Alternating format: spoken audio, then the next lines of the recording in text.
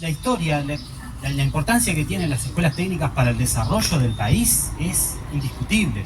Esto ya se pensó desde las personas que empezaron a imaginarse la Argentina o este suelo, esta tierra nuestra como país. Ya Belgrano, Artigas, ya pensaban cuando comenzaron a planificar aquellas viejas escuelas de la patria, cuando recién no existía la Argentina, ya comenzaron a idear esa formación para el trabajo.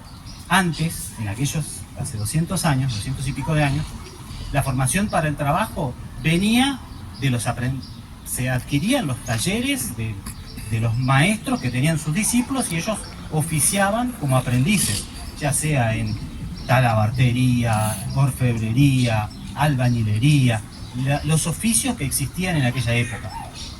Hasta llegar a fines del siglo XIX, donde pudimos tener nuestra ley de educación, la 1420, que todos conocemos, y que ahí también en los debates se puede esgrimir esta necesidad que existía de tener una educación para el trabajo. Poquitos años después, ya entrados en el siglo XIX, comienzan a aparecer las escuelas de artes y oficios, que al principio arrancaron con 2 o 3 y ya a mediados de década del 20 ya eran más de 30 desparramadas por todo el país. Escuelas donde se enseñaban oficios que tenían que ver con la construcción, había una parte del agro, había una parte también de los oficios que existían por aquel momento. Siempre la escuela técnica de alguna manera se fue adaptando a su tiempo. Luego, ya a mediados del siglo XX, esto se profundizó un poco más y las escuelas técnicas comenzaron con el CONET, con la implementación del CONET, empezaron a tener una impronta más técnica, empezó a aparecer la formación humanística, ya empezó a modelarse y parecerse a lo que es hoy la escuela técnica. Una escuela con una formación integral. Formamos para el trabajo, pero también se forma, se forma al ciudadano. Luego, las dictaduras militares nunca aportaron mucho. Las dictaduras militares siempre primó, en esa planificación de educación en las dictaduras militares, primó el ímpetu represor. Ya no interesaba que los chicos aprendieran a trabajar, interesaba que sean derechos. Con la vuelta a la democracia, obviamente que el debate comenzó a resurgir nuevamente con aquel Congreso Pedagógico Nacional del 84, ya había pasado un año de la ley 1420, en la cual los debates de nuevo sobre la escuela técnica comenzaron a avanzar. Lamentablemente no se logró coincidir en algunas ideas y no se logró concretar. Ese Congreso no logró concretar una nueva ley.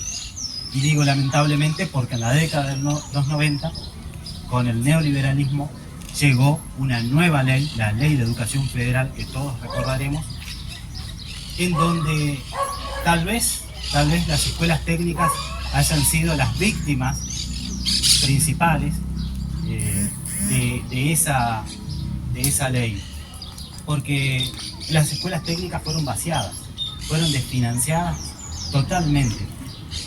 Y después voy a hablar un poquito más de la Ley Federal de Educación. ¿La recuerdan? Polimodales, GB3.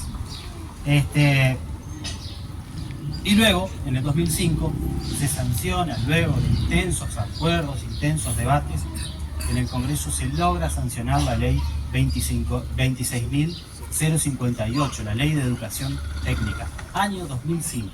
Hoy estamos en el 2025, se cumplen 20 años de esa ley. Una ley que yo puedo dar, y yo como estudiante y como docente de esta escuela, doy fe de que esa ley ha sido trascendente para la educación técnico-profesional. ¿Sí? En el caso, para las agrotécnicas fue, de blanco a negro el cambio. porque previo a esa ley éramos bachiller agrotécnico, que es ese título que yo tengo, transitar en la escuela agrotécnica, era de 5 años y 0 competencia. O sea, te tomaban como una escuela secundaria orientada cuando vos, o sea, nosotros estudiantes transitábamos el doble, o sea, jornada completa. Teníamos una carga horaria, teníamos un montón de talleres y eso era con lo mínimo lo que podíamos subsistir de lo que se producía.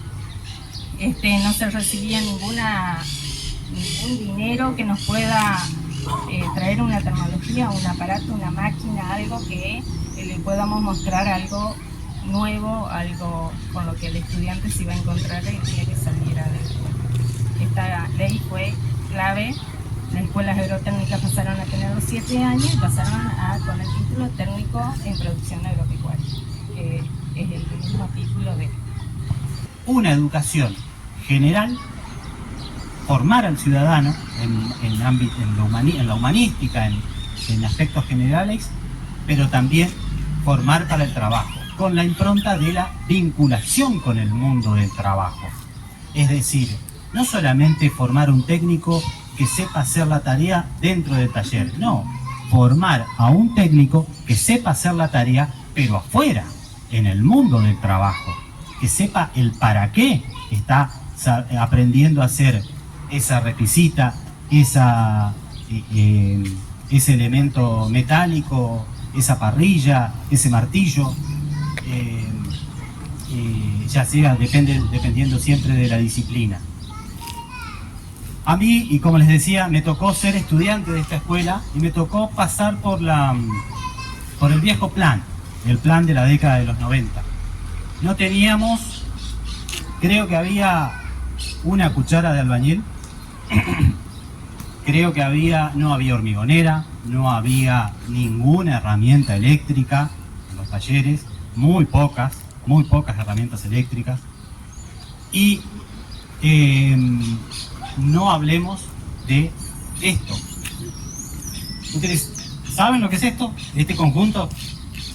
Vuelvo a utilizar el recurso de Maxi de la pregunta. ¿Saben lo que es esto? ¿Qué recurso, qué conjunto es? ¿Alguien se anima a decirlo? Son elementos de protección personal, son elementos que aportan a la seguridad. No existía esto en la vieja escuela. No existían elementos de seguridad. Y con el desfinanciamiento de las escuelas técnicas, peligra la obtención de recursos que son elementales para la educación técnico-profesional. Acá se pone en juego la seguridad de los gurises, la seguridad de los estudiantes. Sin una máscara facial, cuando un chico corta con la moladora o con la sierra sensitiva, puede entrarle una esquirla ardiente al rojo vivo en un ojo. Esto no es un chiste, el desfinanciamiento de las escuelas técnicas. Un chico no puede siquiera pensar en soldar una pieza metálica sin una máscara para soldar, sea fotosensible o una máscara común. No puede ni siquiera pensarlo, no se puede hacer. Lo mismo la utilización de guantes, elementos simples, elementos sencillos que son financiados a través de la Ley de Educación Técnico-Profesional. Antes no existía, antes no se daba esta situación, y antes la formación era lo que era. Al igual que en las escuelas agrotécnicas, en las escuelas técnicas también fue de la noche a la mañana fue el cambio.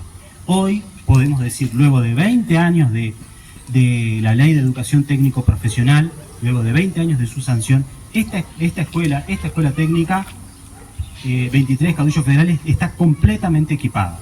Tiene estación total, con tecnología de punta en todos los talleres. Lo que no está, se está buscando la manera de conseguirlo. Pero la tecnología es de punta, los elementos de seguridad siempre falta, pero medianamente se puede decir que nuestros talleres son entornos formativos seguros.